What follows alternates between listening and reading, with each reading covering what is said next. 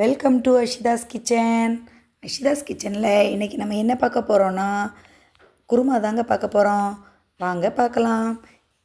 குருமா வைக்கிறதுக்கு ஃபஸ்ட்டு பச்சை மிளகா, இஞ்சி, பூண்டு, அதுக்கப்புறம் பெரிய வெங்காயம், தக்காளி, உருளைக்கிழங்கு. இது கொண்டக்கடலையை நான் நல்லா வேக வச்சு வச்சுருக்கேன். 3/4 வேக்காடு அளவுக்கு வேக வச்சு வச்சுருக்கேன். ஃபுல்லாக வேக வைக்கல, 3/4 அளவுக்கு வெந்திருக்கு. ஏன்னா நம்ம அந்த கிழங்கு இதெல்லாம் போட்டுட்டு இன்னொரு வாட்டி அதை வேக வைக்கணும். அதனால் 3/4 பதம் அளவுக்கு வேக வச்சு எடுத்து வச்சுருக்கேன். இப்போது ஃபஸ்ட்டு என்ன பண்ணணுன்னா, இந்த மசாலா வைக்கிறதுக்கு தேவையான பொருளெல்லாம் அரைச்சிக்கலாம். பூண்டு, இஞ்சி, பச்சை மிளகாய், இது 3த்தையும் நல்லா பேஸ்ட்டாக அரைச்சிட்டு வந்துடலாம். இப்போ ஃபுல்லுத்தையும் நல்லா அரைச்சி எடுத்துடலாம். இப்போ பார்த்திங்கன்னா நல்லா ஃபைன் பேஸ்ட்டாக அரைச்சி எடுத்தாச்சு. இதை தனியாக எடுத்து வச்சுக்கலாம். இப்போ ஒரு பாத்திரத்தை அடுப்பில் வச்சுட்டு அதில் எண்ணெய் ஊற்றிக்கலாம். எண்ணெய் நல்லா சூடானதுக்கப்புறம் பட்டை, கிராம்பு, ஏலக்காய், அதுக்கப்புறம் ஒரு கல்பாசி, இவ்வளவும் போட்டுக்கலாம். இதை போட்டு இதை நல்லா ஃப்ரை பண்ணிக்கலாம்.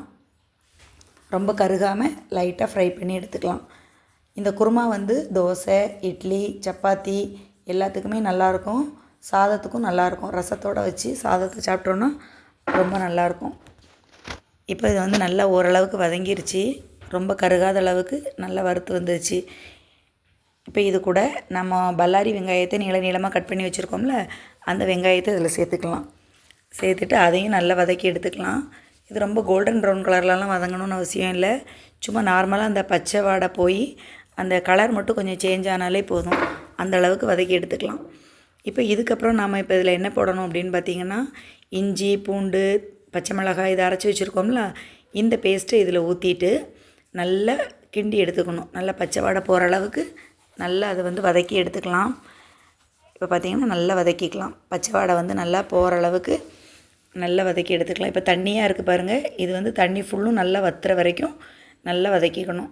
இப்போ இது நல்லா ஓரளவுக்கு வதங்கிட்டு இப்போ கொஞ்சமாக மஞ்சள் தூள் போட்டுக்கலாம். அதில் மஞ்சள் தூள் போட்டு நல்லா மிக்ஸ் பண்ணி விட்டுக்கலாம். இப்போ எல்லாத்தையும் பாருங்கள், அடியில் பிடிக்காத அளவுக்கு நல்லா இந்த மாதிரி வதக்கி விட்டுக்கணும். இப்போது ஓரளவுக்கு நல்லா வதங்கிருச்சு. இப்போ நாம் ஒரு 1/2 தக்காளி மட்டும்தான் இதில் சேர்க்க போகிறோம். முழு தக்காளி சேர்க்க வேண்டாம், ஏன்னா ரொம்ப புளிப்பு வந்துடும். அதனால் பெரிய தக்காளியில் நான் ஒரு 1/2 தக்காளி மட்டும்தான் போட்டிருக்கேன். ஒரு பல்லாரி வெங்காயம், 1/2 தக்காளி. இப்போ தக்காளியை போட்டு கொஞ்சம் வதங்கினதுக்கப்புறம் நாம் கட் பண்ணி வச்சுருக்கிற உருளைக்கிழங்கு இதில் சேர்த்துக்கலாம். உருளைக்கிழங்கு போட்டு நல்லா வதக்கி எடுத்துக்கலாம். இப்போ உருளைக்கிழங்கு ஓரளவுக்கு கொஞ்சமாக வதங்கியிருக்கு. இப்போ கொஞ்சம் வதங்கியிருக்கு பாருங்கள். இந்த அளவுக்கு கொஞ்சமாக வதக்கிட்டு இப்போ இதில் நம்ம தண்ணி ஆட் பண்ணிக்கலாம். தண்ணி ஒரு 1.5 டம்ளர் அளவுக்கு கூட நீங்கள் தண்ணி சேர்த்துக்கலாம். இப்போ நான் பார்த்திங்கன்னா உங்களுக்கு கொஞ்சமாக உப்பு போட்டுக்கலாம். உப்பு போட்டு கொஞ்சம் நல்லா வதக்கி விட்டுக்கலாம். இந்த காய்கறிக்கு தேவையான அளவுக்கு உப்பு போட்டிருக்கேன். உப்பு போட்டு நல்லா வதக்கி விட்டுக்கோங்க. வதக்கி விட்டுட்டு இப்போ இதில் தண்ணி 1.5 டம்ளர் அளவுக்கு ஊற்ற போகிறோம்.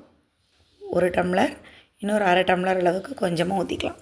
இப்போ 1.5 டம்ளர் அளவு தண்ணி ஊற்றிட்டு ஏற்கனவே நம்ம 3/4 வேக்காடு அளவுக்கு வேக வச்சு வச்சுருக்கோம் அந்த கொண்டக்கடலை.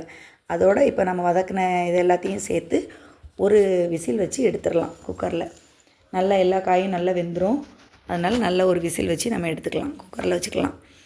இப்போ அதுக்குள்ளேயும் நாம் இது விசில் வரதுக்குள்ளேயும் குருமாவுக்கு தேவையான பேஸ்ட்டை அரைச்சிட்டு வந்துடலாம். தேங்காய் 1/2 மூடி போட்டிருக்கேன். இதில் கொஞ்சமாக பெருஞ்சீரகத்தையும் போட்டு நல்லா அரைச்சி எடுத்துடலாம். ஃபைன் பேஸ்ட்டாக அரைச்சி எடுத்துடணும், தேங்காவையும் பெருஞ்சீரகத்தையும். இப்போ பாருங்கள், அதுக்குள்ளேயும் நல்லா வெந்துருச்சு. ஒரு விசில் நல்லா வெந்துருச்சு. இப்போ உருளைக்கிழங்கு, கொண்டக்கடலை எல்லாமே நல்லா வெந்துருச்சு. இப்போது நம்ம அரைச்சி வச்சுருக்கிற இந்த பேஸ்ட்டை இதோட மிக்ஸ் பண்ண போகிறோம். தேங்காய், பெருஞ்சீரகம் அரைச்சி வச்சுருக்கிற பேஸ்ட்டை இப்போ இதோட மிக்ஸ் பண்ணிக்குவோம். மிக்ஸ் பண்ணிவிட்டு கொஞ்சமாக தண்ணி சேர்த்துக்கலாம் இதில். ஏன்னா இது ரொம்ப கெட்டியாக இருக்குது பாருங்கள். இதில் கொஞ்சமாக தண்ணி விட்டுக்கலாம். ரொம்ப தண்ணியாக இருக்கக்கூடாது, கொஞ்சம் சேர்ந்த மாதிரி இருக்கணும் குருமா. அதனால் கொஞ்சமாக இதில் தண்ணி விட்டுக்கலாங்க. பாருங்கள், தேவையான அளவு கொஞ்சமாக தண்ணி விட்டாச்சு. தண்ணி விட்டுட்டு இப்போ நல்லா கொதிச்சிட்ருக்கு குருமா. நல்லா கொதிக்கணும். ரொம்ப கொதிச்சிட வேண்டாம். கொஞ்சம் ஓரளவுக்கு கொதித்ததுக்கப்புறம் அடுப்பை ஆஃப் பண்ணிக்கலாங்க. இப்போ வேற ஒரு பாத்திரத்தில் மாற்றி வச்சுக்கலாம் குருமாவை. அவ்வளோதாங்க, சூப்பரான குருமா ரெடி ஆகிட்டு. இதுக்கு மிளவத்தல் எந்த இதுவுமே சேர்க்கவே இல்லை. வெறும் பச்சை மிளகா மட்டும்தான் வச்சு அரைச்சி சேர்த்துருக்கோம். இது இடியாப்பத்துக்கும் ரொம்ப நல்லாயிருக்கும். இடியாப்பம், தோசை, இட்லி, சாதத்துக்கும் ரொம்ப நல்லாயிருக்கும். இதை ஒரு வாட்டி நீங்கள் ட்ரை பண்ணிவிட்டு சொல்லுங்கள். என்னோடய சேனல் உங்களுக்கு பிடிச்சிருந்ததுன்னா லைக் பண்ணுங்கள், ஷேர் பண்ணுங்கள். அஷிதாஸ் கிச்சனை சப்ஸ்கிரைப் பண்ணுங்கள். பாய்.